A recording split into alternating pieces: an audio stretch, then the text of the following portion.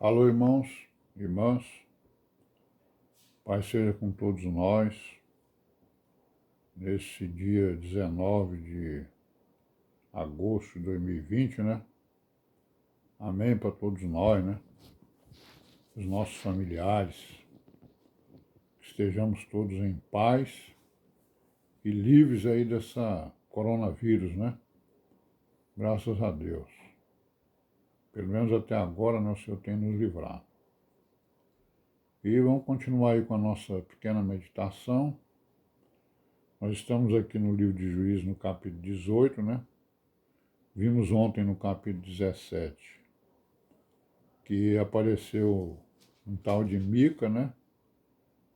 Ao que tudo parece, da tribo de Efraim, né?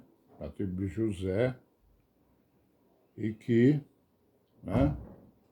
Apareceu aí com umas coisas esquisitas, né? E nós vamos ver aqui o que foi que aconteceu.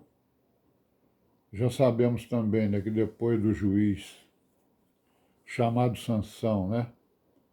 Israel ficou sem cabeça, né? Como nós já vimos, vamos ver aqui, ó, no 18 também está escrito aqui no primeiro versículo do capítulo 18 de Juízes, também está escrito isso, confirmando o que nós já vimos ali atrás, que está escrito assim, ó, que naqueles dias não havia rei em Israel, e nos mesmos dias a tribo dos Danitas buscava para si herança para habitar, porquanto até aquele dia entre as tribos de Israel e não havia caído em herança bastante sorte. Ou seja, né, depois de Sansão, não foi levantado, né, nenhum juiz, e Israel estava sem governo, digamos, sem cabeça, né? Não estavam cuidando do conserto, né? O tabernáculo parecia que estava até abandonado, e aí os danitas resolveram criar uma confusão, digamos assim, né? Porque, ao que parece, a terra que eles receberam não era muito boa, e eles foram então tratar de procurar terras melhores para eles poderem sobreviver, né? E aí nós vemos aí que eles foram até uma região, e no versículo 14 do capítulo 18 de, de Juízes, nós vamos ver aqui o que foi que aconteceu, né? Diz assim, o 14, então responderam os 5 homens que foram espiar a terra de Laís, disseram aos seus irmãos, sabei vós também que naquelas casas há um éfode, terafins e uma imagem de escultura e uma de fundição, vede, pois, agora o que haveis de fazer, né? Então os danitas estavam andando ali, né, pelas redondezas e foram atrás de, né? E aí acharam lá, né, a casa de Mica, né? Conforme nós já lemos ali no capítulo 17, e vamos ler aqui de novo, né? Olha, no 18, no capítulo 18, no versículo 2, continua dizendo o quê? Ó, enviaram os filhos da sua tribo, 5 homens dos seus confins, homens valorosos, de Zorá e de Estaol, a espiar e a rastejar a terra. E lhes disseram, ide rastejai a terra. Vieram à montanha de Efraim, até a casa de Mica, e passaram ali a noite. Então foram à casa de Mica, passaram ali a noite e descobriram, né? O segredo ali do Mica, né?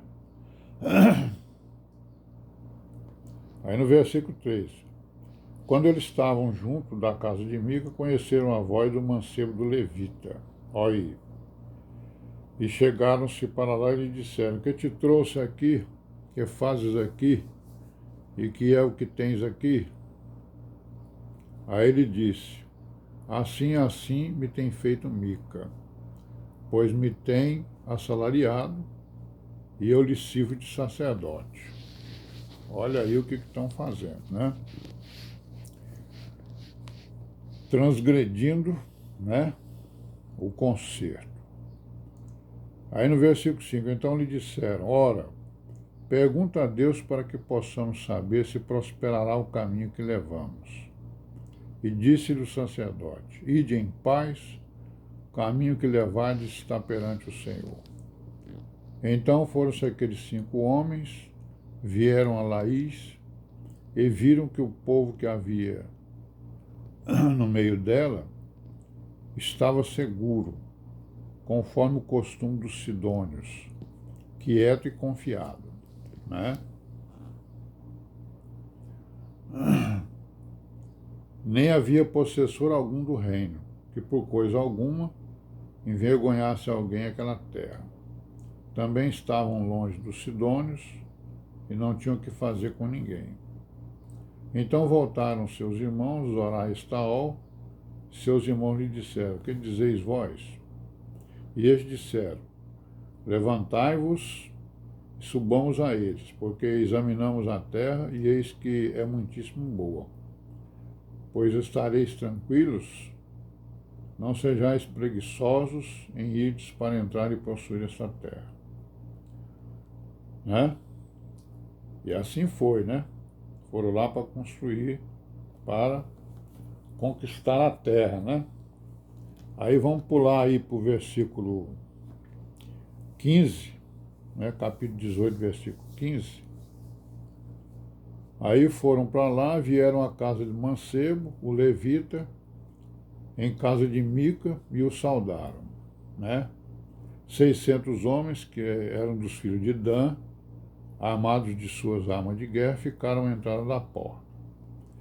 Porém, subindo 5 homens que foram espiar a terra, entraram nela, tomaram a imagem de escultura, e o éfode, e os terafins, e a imagem de fundição, ficando o sacerdote em pé, entraram na porta, com 600 homens que estavam armados com as armas de guerra.